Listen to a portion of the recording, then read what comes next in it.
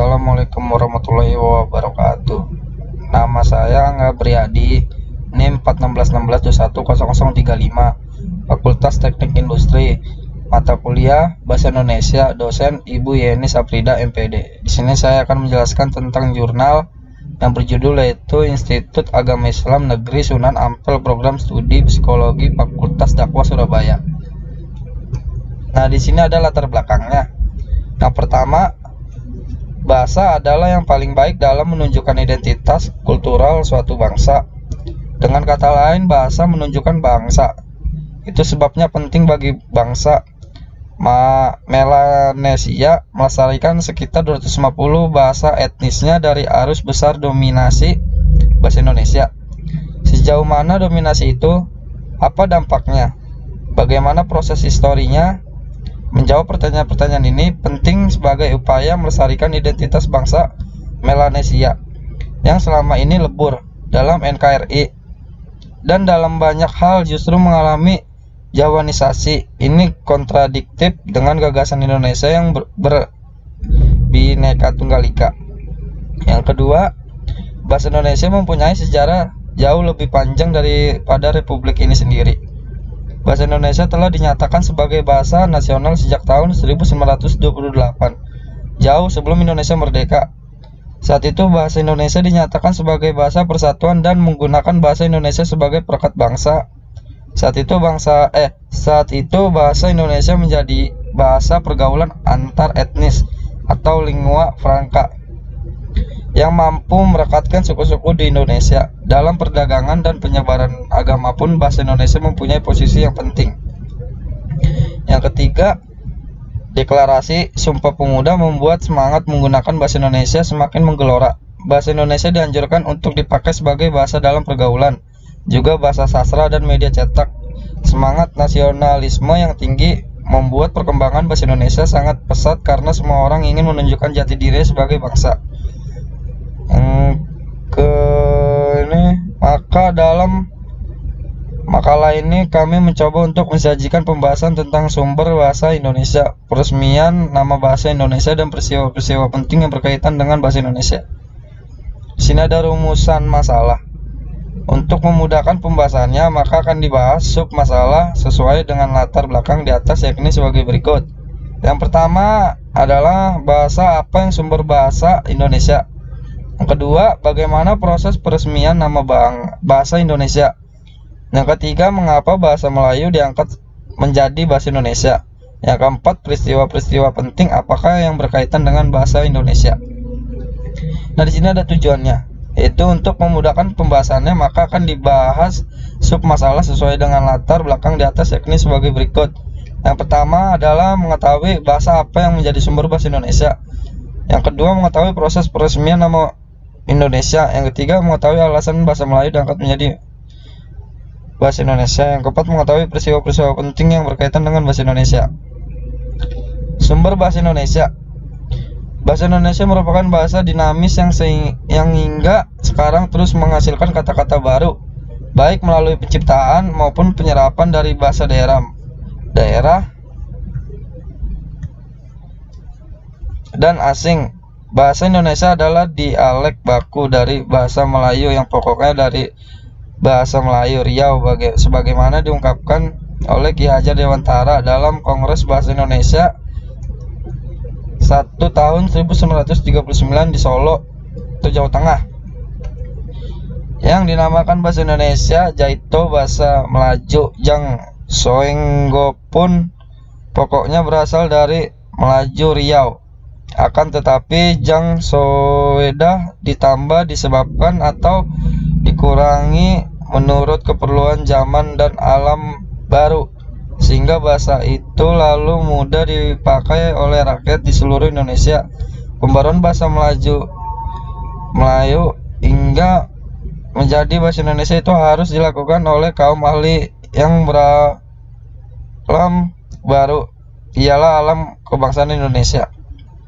Sejarah tumbuh dan berkembangnya bahasa Indonesia tidak lepas dari bahasa Melayu, di mana bahasa Melayu sejak dahulu telah digunakan sebagai bahasa perantara atau lingua franca atau bahasa pergaulan.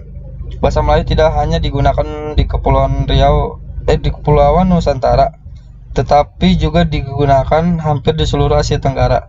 Hal ini diperkuat dengan ditemukannya prasasti-prasasti kuno dari kerajaan di Indonesia yang ditulis dengan menggunakan bahasa Melayu.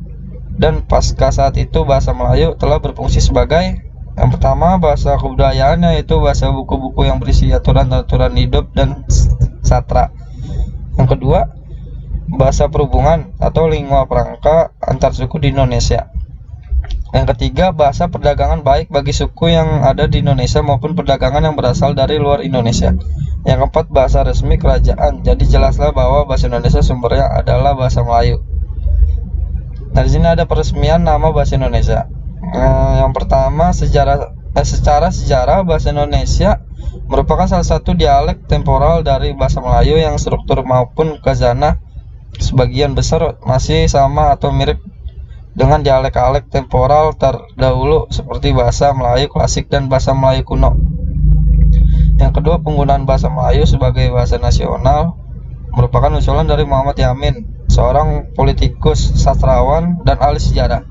Dalam pidatonya pada Kongres Nasional kedua ini di Jakarta, Yamin mengatakan bahwa jika mengacu pada masa depan, bahasa-bahasa yang ada di Indonesia dan kesusastraannya, hanya ada dua bahasa yang diharapkan menjadi persatuan, yaitu bahasa Jawa dan Melayu. Tapi dari bahasa itu, bahasa Melayu lah yang lambat laun akan menjadi bahasa pergaulan atau bahasa persatuan. Yang keempat, secara sosiologis kita bisa mengatakan bahwa bahasa Indonesia resmi diakui pada Sumpah Pemuda tanggal 28 Oktober 1928. Hal ini juga sesuai dengan butir ketiga Ikrar Sumpah Pemuda, yaitu kami putra dan putri Indonesia menjunjung bahasa persatuan bahasa Indonesia. Namun secara yuridis bahasa Indonesia diakui pada tanggal 18 Agustus 1945 atau setelah kemerdekaan Indonesia. Mengapa Melayu diangkat menjadi bahasa Indonesia? Ada 4 faktor yang menyebabkan bahasa Melayu diangkat menjadi bahasa Indonesia itu. Yang pertama, di sini ada bahasa Melayu sudah merupakan lingua franca di Indonesia, bahasa perhubungan dan bahasa perdagangan. Yang kedua, sistem bahasa Melayu sederhana, mudah dipelajari karena dalam bahasa Melayu tidak dikenal tingkatan bahasa atau bahasa kasar dan bahasa halus. Yang ketiga, suku Jawa, suku Sunda, dan suku-suku yang lainnya dengan sukarela menerima bahasa Melayu menjadi bahasa Indonesia sebagai bahasa nasional. Yang keempat, bahasa Melayu mempunyai kesanggupan untuk dipakai sebagai bahasa kebudayaan dalam arti yang luas. Nah, peristiwa-peristiwa yang penting berkaitan dengan bahasa Indonesia. Di sini pertama, tahun 1901 disusunlah ejaan resmi bahasa Melayu oleh C.H.A. van Ophuijsen yang dibantu oleh Nawawi Sultan Mamur dan Muhammad Taib Sultan Ibrahim. Ejaan ini dimuat dalam kitab logat Melayu. Yang kedua, tahun 1908 pemerintah kolonial mendirikan sebuah badan penerbit buku-buku bacaan yang diberi nama Komisi for the Folklore atau Taman Bacaan Rakyat, yang kemudian pada tahun 1917 diubah menjadi Balai Pustaka. Badan penerbit ini menerbitkan novel-novel seperti Siti Nurbaya dan Salah Asuhan, buku-buku penuntun bercocok tanam, penuntun memelihara kesehatan, yang tidak sedikit membantu penyebaran bahasa Melayu di kalangan masyarakat luas.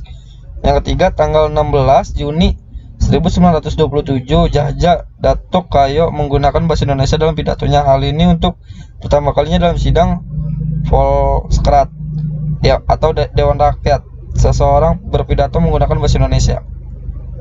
Yang keempat, tanggal 28 Oktober 1928 secara resmi pengkokohan bahasa Indonesia menjadi bahasa persatuan. Nah, yang kelima, tahun 1933 berdiri sebuah angkatan sastrawan muda yang menanamkan dirinya sebagai pujangga baru yang dipimpin oleh Sultan Takdir Ali Syabana. Yang keenam, tahun 1936 Sultan Takdir Ali Syabana menyusun tata bahasa baru bahasa Indonesia 7. Tanggal 25 sampai 28 Juni 1938 dilangsungkan Kongres Bahasa Indonesia 1 di Solo. Dari hasil kongres itu dapat disimpulkan bahwa usaha pembinaan dan pengembangan bahasa Indonesia telah dilakukan secara sadar oleh cendekiawan dan budayawan Indonesia saat itu. Nah, di sini dapat kesimpulannya. Dari pembahasan di atas bisa disimpulkan beberapa hal berikut. Yang pertama, sumber dari bahasa Indonesia adalah bahasa Melayu. Yang kedua, bahasa Indonesia secara sosiologis resmi digunakan sebagai bahasa persatuan pada tanggal 28 Oktober 1928. Namun secara yuridis bahasa Indonesia diakui setelah kemerdekaan Indonesia, yaitu pada tanggal 18 Agustus 1945. Yang ketiga, bahasa Melayu diangkat menjadi bahasa Indonesia karena bahasa Melayu telah digunakan sebagai bahasa pergaulan atau lingua franca di Nusantara, dan bahasa Melayu sangat sederhana dan mudah dipelajari serta tidak memiliki tingkatan bahasa. Yang keempat, begitu banyak hal yang berkaitan dengan bahasa Indonesia yang menjadi dinamika perjalanan bahasa Indonesia sampai saat ini. Terima kasih.